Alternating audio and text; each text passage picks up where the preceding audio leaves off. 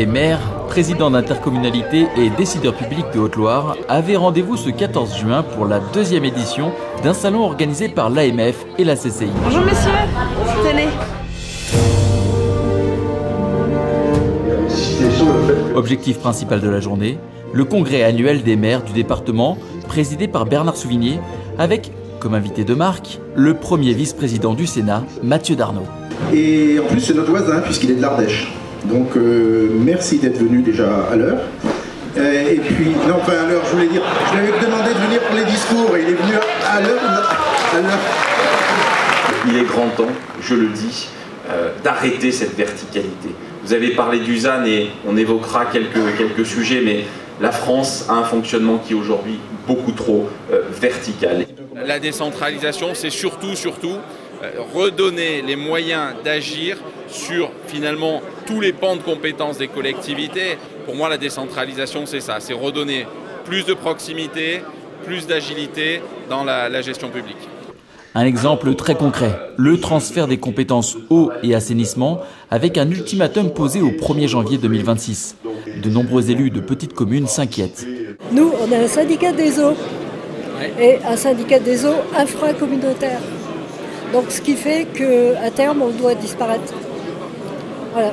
Donc ce qu'on voudrait, c'est rester parce qu'on gère 7-8 communes.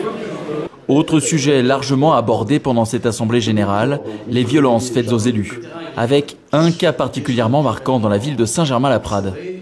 Suite aux événements du vendredi 31 mai 2024 à Saint-Germain-la-Prade, où après une fin d'échange entre un collectif de citoyens et les élus du conseil municipal, j'ai dû mettre fin à celui-ci, car l'ambiance était devenue délétère.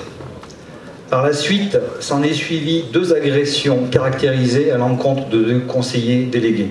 Nouveauté donc en 2024, inscrite dans les statuts de l'AMF 43, la possibilité de se constituer partie civile afin de ne rien laisser passer. C'est déjà arrivé à 2 maires chez nous il n'y a pas si longtemps. Donc il faut pouvoir se défendre et comme disait Bernard, il faut pouvoir porter plainte chaque fois qu'on nous manque de respect. Parce qu'après c'est l'escalade, on le voit bien sur la France. Quand on relâche un petit peu, c'est la catastrophe. Allez, cette journée est aussi porteuse de bonnes nouvelles. Au premier rang desquelles, la fréquentation de ce salon. 1000 personnes ont foulé les allées dans la journée. C'est 25% de plus que l'an dernier. Preuve d'un formidable dynamisme, et ce ne sont pas les grandes personnalités locales qui diront le contraire. Alors vous savez, le dynamisme en Haute-Loire, nous l'avons déjà parce que nous cultivons ce faire ensemble auquel je tiens tant. Et quand j'ai à mes côtés le président de la CCI, de la Chambre d'agriculture, de la Chambre des métiers, et l'ensemble des maires et l'ensemble des intercos pour travailler sur l'attractivité de ce département, aujourd'hui ce Salon des maires révèle justement cette force collective que nous avons. Le modèle qui a été voulu par le président Souvigné et le président Antoine Vassner rencontre un vif succès et permet effectivement de rencontrer les bons interlocuteurs. La gestion d'une commune est quelque chose de complexe. Et où on a besoin au quotidien d'avoir des prestataires de qualité dans un certain nombre de domaines. Il y a un maire qui m'a cité que l'année dernière, il avait fait une belle rencontre avec une entreprise et qu'il a formalisé le contrat la semaine dernière. Donc c'est ça, nous ce qu'on veut, c'est que justement que le public et le privé se réunissent, s'en rencontrent, parce que c'est l'essentiel, parce qu'aujourd'hui la commande publique est très importante pour nos entreprises. En effet, il semblerait que maires et entrepreneurs prennent beaucoup de plaisir à se retrouver sur les 99 stands que compte le salon.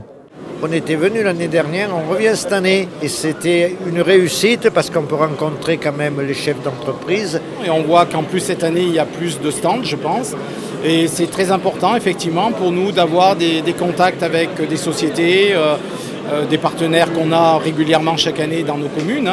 C'est important oui parce que c'est la 2e année qu'on le fait, donc ça prouve en fait la qualité du salon, de l'organisation et ce que ça apporte en termes d'échanges qu'on peut avoir avec les élus locaux.